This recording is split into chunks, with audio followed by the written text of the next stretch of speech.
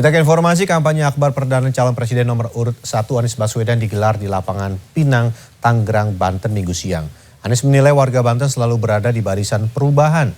Anies optimis dapat meraup suara terbanyak di Banten.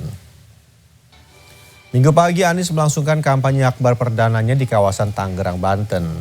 Ditemani Gubernur Banten periode 2017 hingga 2022, Wahidin Halim dan Ketua TKD Banten Gembong Sumedi. Sejak pagi hari warga berkumpul menunggu kedatangan capres nomor urut 1. Anies optimis akan meraup suara terbanyak di Banten. Melihat antusias warga menginginkan gerakan perubahan, ia melihat kehadiran warga Tangerang bukan dari kalangan orang bayaran yang dimobilisasi partai, melainkan keinginan akan perubahan di masa depan.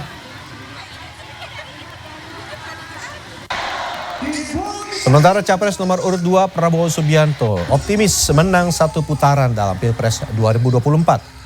Hal itu disampaikan saat berkampanye di kota Banjarbaru, Kalimantan Selatan, Sabtu 20 Januari. Dalam kesempatan ini ia mengatakan sejumlah lembaga survei menunjukkan pasangan calon Prabowo Gibran memperoleh suara mencapai 50%. Prabowo pun meminta bantuan relawan dan dukungan masyarakat agar bisa menembus angka 65%.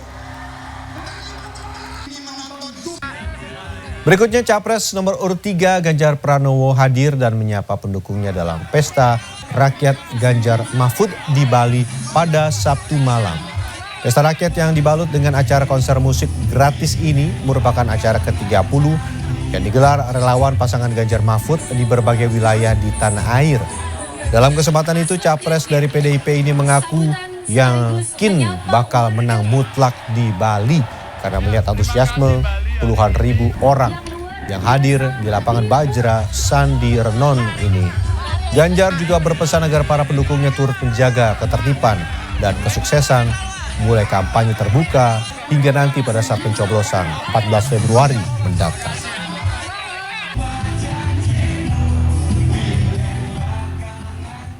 Dan untuk mengetahui kesiapan debat calon wakil presiden malam ini, sudah ada produser lapangan CNN Indonesia, Irin Wardani, yang sudah bersiap di JCC Jakarta.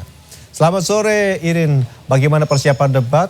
Ada kejutan apa dalam debat malam ini sekaligus dielaborasi bagaimana pengamanan hingga kemungkinan rekayasa lalu lintas di sekitar JCC jika diperlukan? Ya, selamat sore Benny. Persiapan debat sudah mulai hampir mencapai finishnya karena saya bisa melihatnya dari sekitar luar JCC sendiri karena kita belum bisa memiliki akses untuk masuk ke dalam. Yang bisa saya gambarkan adalah mulai dari pertama seperti Anda lihat ini adalah pengamanan KPU untuk tamu-tamu yang memiliki undangan.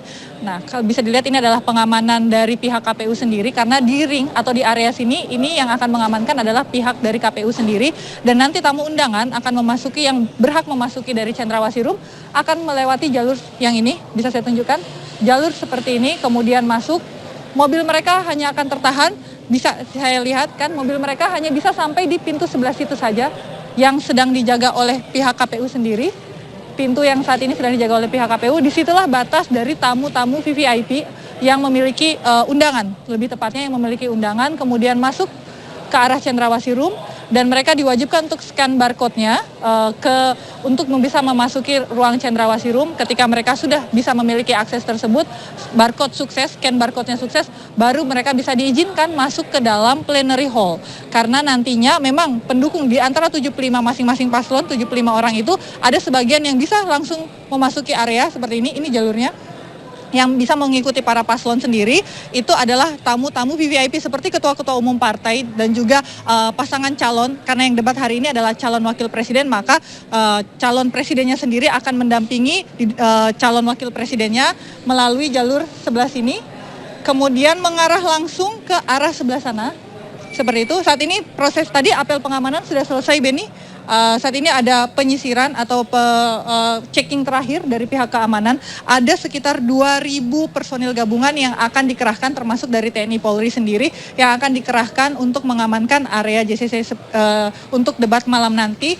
Tapi yang tadi yang apel barusan adalah dari pihak kepolisian sendiri dan juga dari pihak kepolisian juga menyediakan anjing pelacak seperti itu karena ada metal detektor, ada anjing pelacak juga untuk memastikan bahwa tidak ada benda-benda yang berbahaya yang bisa lolos masuk ke dalam ruang plenary hall nanti saat debat berlangsung. Ini suasananya, para pasukan atau tim pengamanan sudah selesai melakukan apel seperti itu. Nah, ini seperti Anda lihat, ini nanti jalur yang akan ada kon warna orange, itu adalah pembatas jalur yang akan dilewatin oleh mobil dari pasangan calon yang akan mengikuti atau memasuki ruang plenary hall. Nah, saya akan mengajak Anda, Beni, melihat ke arah ini. Kami media dibatasin sendiri, media dibatasi dengan pagar hitam ini karena memang ruang areanya kami hanya di sekitar sini nantinya. Dan di depan saya itu adalah nanti ruang atau tempat untuk para pasangan calon yang sudah selesai debat untuk melakukan doorstop atau wawancara dengan para rekan-rekan media. Untuk unsur surprise-nya sendiri masih kita tunggu. Kalau bisa saya gambarkan di dalam ruangannya nanti, hal yang berubah sebenarnya, Beni, adalah tidak lagi KPU sudah mengeluarkan aturan untuk debat kali ini tidak lagi memakai clip on atau hand mic, tapi pasangan calon nanti akan berdiri di podium yang disambungkan langsung dengan mikrofonnya. Jadi tidak ada clip on dan adanya mic lagi seperti itu, Beni. Beginilah suasananya. Nanti kita tunggu berlangsungnya debat akan seperti apa, Beni. Baik. Terima kasih Irin atas laporan Anda dan penggambaran bagaimana situasi di lokasi pengamanan dan juga persiapannya. Kita harapkan nanti malam debat bisa berlangsung dengan lancar dan juga aman. Selamat bertugas kembali Irin dan selalu hati-hati. Terima kasih. KPU kembali menggelar debat Cawapres pada malam nanti. Tema debat khususnya terkait dengan lingkungan hidup dan juga sumber daya manusia ini menarik minat banyak warga Jakarta. Lantas apa kata warga mengenai debat kali ini? Kemudian tema mana yang menarik perhatian mereka? Berikut liputannya. Menurut aku tentang tenaga kerja sih. Iya, sumber daya manusia, tenaga kerja. Mungkin lebih ke gimana ya? Karena sekarang ini orang-orang lulusan S1 udah banyak, S2 udah banyak. Sebenarnya mungkin jumlah kayak lapangan kerjanya itu juga sebenarnya banyak, tapi tuh kayak banyak yang nggak pas gitu loh. Kalau dari opini saya yang menarik untuk tema debat besok itu adalah lingkungan hidup sama agraria sih. Karena dari lingkungan hidup itu kita bisa lihat bagaimana cara pemimpin atau calon presiden selanjutnya tuh mengatasi dari problem-problem mulai dari ekologi, ekosistem dan lain-lainnya yang terkait lingkungan hidup yang nantinya itu bisa menjadi nilai positif lah untuk negara ini sendiri gitu. Indonesia yang bagus dengan sumber daya alamnya, tapi kenapa gitu kan sumber daya alam kita ini yang ngelola orang luar gitu. Kenapa bukan orang kita sendiri? Padahal orang kita ini banyak orang pintar gitu. Kalau menurut aku pribadi sih tema sumber daya manusia. Karena kan Indonesia negara berkembang dan sekarang pastinya progres Indonesia makin baik kan ke arah yang lebih bagus. Menurut saya sumber daya alam. Ya sama. Sumber daya alam. Oke. Kenapa? Karena menarik aja. Lalu dari 3 cawapres yang akan adu argumentasi, siapakah yang diperkirakan akan menguasai panggung? Aku sih berharap Pak Gibran. Kenapa? Karena Pak Gibran juga cukup masih muda. Dan mungkin anak-anak yang sekarang cari kerja itu kan juga banyak yang usia muda. Jadi aku harap sih beliau bisa ngasih pendapat yang bagus lah buat anak-anak muda ke depannya. Menurut saya ini berlatar belakang dari debat sebelumnya ya. Kayaknya nomor 2 deh, Pak Gibran. Yang menguasai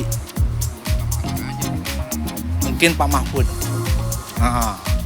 Kalau aku boleh jujur ya, mungkin pasangan nomor 2 karena dari Pak Gibran sendiri kan sangat mengusung suara anak muda banget nih. menurut saya yang paling menguasai panggung sih Muhaimin. Ya, Pak Gibran. Iya.